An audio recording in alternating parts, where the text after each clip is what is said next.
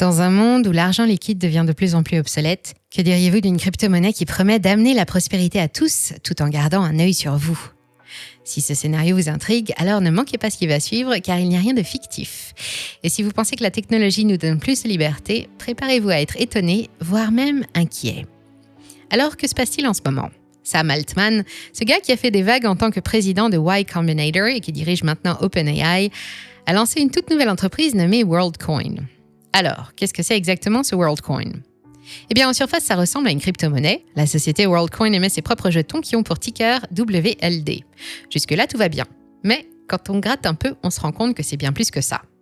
Voici l'affaire. Pour obtenir ces fameux WorldCoins, tout ce que vous avez à faire, c'est de vous faire scanner l'iris par leur machine en forme d'orbite brevetée. En plus des jetons que vous gagnez à faire ça, vous obtiendrez aussi votre identité numérique unique. Vous avez bien entendu, pas besoin de clés privées compliquées ou de codes QR à scanner. Non. Tout ce que vous avez à faire, c'est de montrer vos beaux yeux à leur machine. Pourquoi l'iris ? Simplement parce que cette forme d'identification est a priori bien meilleure que celle par empreinte digitale. Et vous savez quoi ? Ces personnes disent qu'ils ont l'intention d'atteindre 1 milliard d'utilisateurs d'ici 2023. 1 milliard ! C'est presque une personne sur 7 dans le monde. Alors maintenant, la question est-ce que c'est le futur que nous désirons, où la technologie et la finance fusionnent pour créer un écosystème plus équitable ? Ou est-ce juste une autre tentative pour renforcer la surveillance et empiéter sur notre vie privée ? On va plonger dans cette histoire de WorldCoin et essayer de démêler ce qui se cache derrière ces belles promesses. Mais avant, nous avons besoin de vous pour continuer à produire nos vidéos. C'est simple et gratuit, abonnez-vous. Tout d'abord, WorldCoin, le nom a de quoi piquer la curiosité et révèle déjà l'ambition qui sous-tend le projet. C'est l'œuvre de Sam Altman, le patron d'OpenAI à l'origine de ChatGPT, et Alex Blania, un étudiant en physique théorique. Leur but, c'est d'élargir l'accès aux crypto-monnaies et aux services financiers. Aujourd'hui, seulement 4% de la population mondiale utilise des crypto-monnaies et ils veulent changer cela. Et c'est là que ça devient vraiment intéressant. Vous pouvez obtenir des WorldCoins gratuitement en faisant simplement scanner votre iris par un appareil qu'ils ont créé appelé Orb. Et donc, après scannage, l'Orb crée un identifiant unique basé sur votre iris et vous pouvez l'utiliser pour vos futures transactions. Il est très clair qu'il va devenir de plus en plus difficile de démêler ce qui a été généré par une machine de ce qui a été généré par une personne. Et cette technologie veut justement résoudre ce problème. Ces orbes ressemblent à des boules de bowling conçues par Steve Jobs. Son extérieur brillant enveloppe la sphère à l'exception d'un cercle noir béant à l'avant qui abrite 3 capteurs positionnés dans un triangle. Une sorte de renflement brun. Vous ne trouvez pas ? Rendre l'objet rond a été a priori un cauchemar technique, mais le symbolisme était trop vital pour être ignoré. L'orbe n'est pas une sphère parfaite, mais 2 moitiés qui se rejoignent à un angle qui correspond à l'orbite de la Terre.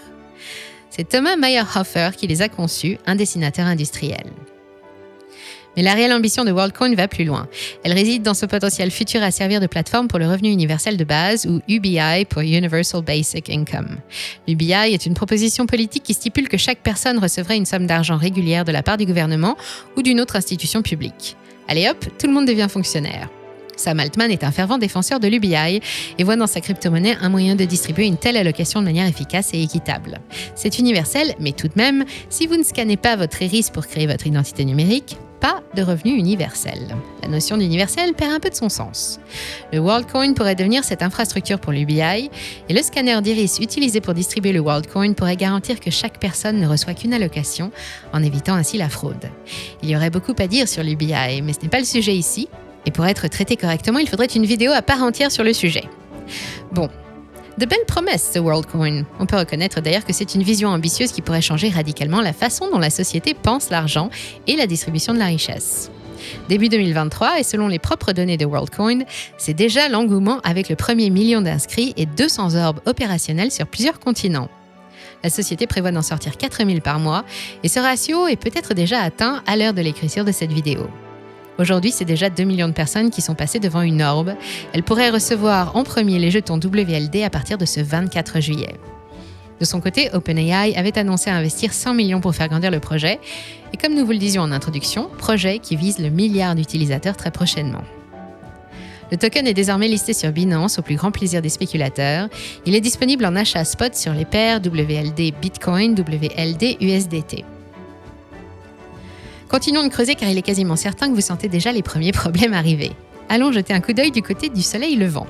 Vous n'êtes pas sans savoir que la Chine a mené un programme de collecte obligatoire des scans de l'iris de ses citoyens pour construire son Skynet pendant des années. Mais dans quel but ? Je vous le donne en mille, un contrôle accru de sa population. Et pas de porte de sortie possible, refuser les scans rendra difficile pour eux d'acheter des billets pour voyager ou retirer de l'argent à l'avenir. Selon un avis de police envoyé au village de Haidong dans le district de Ledu. Regardez donc cette courte vidéo, vous voyez des mineurs de charbon qui, une fois leur journée de travail terminée, passent obligatoirement par le scan de l'iris, sinon on ne sort pas. Autre exemple, sans ce précieux sésame, vous n'aurez pas accès à l'obtention du permis de conduire. Dans la ville chinoise de Lanzhou, la police a testé au hasard 74 conducteurs par balayage iris et les a appariés avec la base de données de la police. Ils ont trouvé 7 trafiquants de drogue présumés. La Chine a clairement une longueur d'avance en matière de contrôle. Son gouvernement ne se cantonne pas à l'identification biométrique par l'iris. Elle recueille maintenant les traits du visage, les empreintes vocales, les empreintes digitales, les empreintes palmaires et l'ADN de tous les Chinois. Est-ce ce vers quoi Sam Altman veut nous emmener ? On ne le sait pas encore. En attendant, lorsque l'on regarde la carte des utilisateurs de WorldCoin, on constate que l'Europe est présente en large majorité. En complément de l'euro numérique, cette technologie serait parfaite pour contrôler nos paiements, non ? Regardez donc ce qu'on retrouve dans les rapports de la Banque de France concernant l'euro numérique.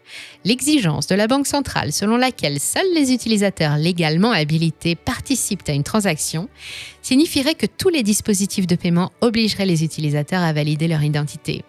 Le dispositif pourrait, par exemple, enregistrer des informations sur les caractéristiques physiques de l'utilisateur prévu, connues sous le nom de biométrie, par exemple les empreintes digitales et la reconnaissance de l'iris. L'identification par biométrie pour procéder à un paiement n'est qu'une question de temps. Les possibilités de contrôle sur les populations augmenteront de manière exponentielle une fois que les données biométriques seront combinées à des systèmes d'IA. Vous imaginez un peu ? Nous ne voulons pas adopter un ton catastrophiste. La peur fait vendre, certes, mais sur du long terme, nous sommes convaincus qu'une information de qualité a bien plus d'impact. Nous rejoignons simplement l'avis d'Edward Snowden, le corps humain n'est pas un poinçon, point final. Snowden n'a pas manqué de critiquer ouvertement le projet WorldCoin sur son compte Twitter et ne devrait pas être utilisé pour quoi que ce soit. Bon, sans même entrer dans les détails des possibilités orwelliennes du WorldCoin, faisons plutôt une simple expérience de pensée. Imaginons que l'on génère un iris humain tout nouveau grâce à une IA ou bien tout simplement que vous réussissiez à faire reconnaître l'iris de quelqu'un d'autre par ce scanner. L'orbe créera une nouvelle identité ou validera celle de votre ami alors que c'est vous. Voilà pour un premier problème et pas des moindres. Ainsi, des millions de milliards de fausses identités peuvent être créées et le projet tombe à l'eau en moins de 30 secondes.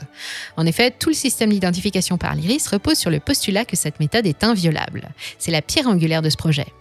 Et au-delà de notre petite expérience de pensée, des chercheurs ont créé une technologie capable d'imiter l'iris de l'œil humain, et ce, dès 2012. Javier Galbali, responsable de ce projet au sein du département Biometric Recognition Group ATVS, expliquait que le mécanisme serait en mesure de tromper la vigilance des systèmes biométriques de sécurité.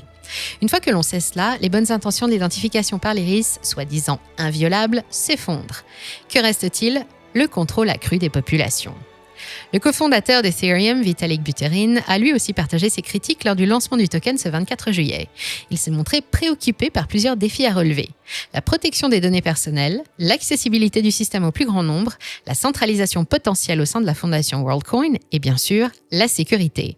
Pour lui, l'avenir réside probablement dans une combinaison de différentes approches soutenues par une communauté vigilante et impliquée. Et d'ajouter que sans un tel système, nous pourrions nous diriger vers un monde dominé par des solutions d'identité centralisées, restreintes et monétaires. C'est un avis mesuré que nous partageons. Bien évidemment, il faudra trouver des méthodes simples et efficaces afin de pouvoir s'authentifier sur Internet et démêler le contenu humain de celui des machines. Cependant, cela ne demande pas forcément de sauter à 2 pieds joints dans un monde orwellien, nous y reviendrons. À ce stade, on est en droit de se demander si le nouveau produit de Sam Altman n'est pas tout simplement un énorme Ponzi. Explication, le jeton a été lancé et va être distribué en airdrop à tous ceux qui auront scanné leur identité à travers une orbe. Le market cap montera sûrement sur des sommets profitant d'une nouvelle hype.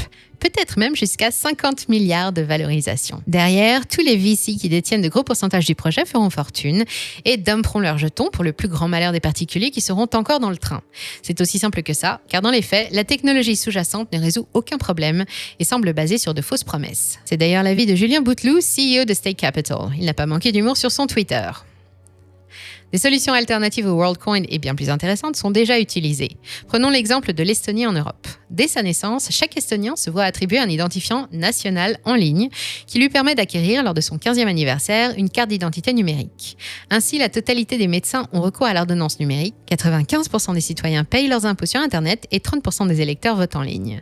L'Estonie donne également depuis 2014 la possibilité aux étrangers de devenir des e-citoyens. Il suffit d'effectuer une demande en ligne, de payer les frais de dossier, une centaine d'euros, et d'attendre 2 petites semaines, le temps pour l'administration de procéder aux vérifications d'usage pour recevoir sa carte digitale. Grâce à ce dispositif, plus besoin d'aller chez le notaire, par exemple. L'identité numérique donne des ailes aux relations contractuelles. Cela est possible grâce à l'association entre l'État d'Estonie et la start-up BitNation, plateforme de citoyenneté digitale basée sur la blockchain. Ce partenariat permet aux internautes de signer en ligne des documents, tout ce qu'il y a de plus officiel. Actes notariés, contrats de mariage, certificats de naissance, contrats commerciaux, etc. La citoyenneté numérique est aussi un bon moyen de simplifier le quotidien des créateurs d'entreprises en herbe. Fini la tonne de paperasse à remplir pour ouvrir sa boîte.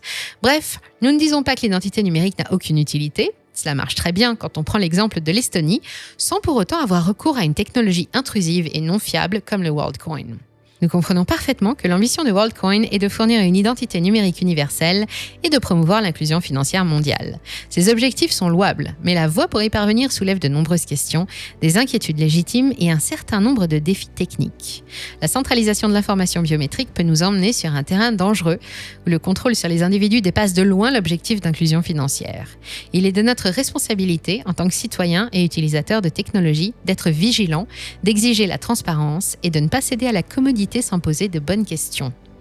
Les inquiétudes soulevées par des figures comme Edward Snowden ou Vitalik Buterin doivent nous servir de mise en garde. C'est dans le débat, dans la critique et dans la recherche de solutions plus respectueuses de nos libertés individuelles que nous trouverons un chemin vers une identité numérique véritablement inclusive et sécurisée.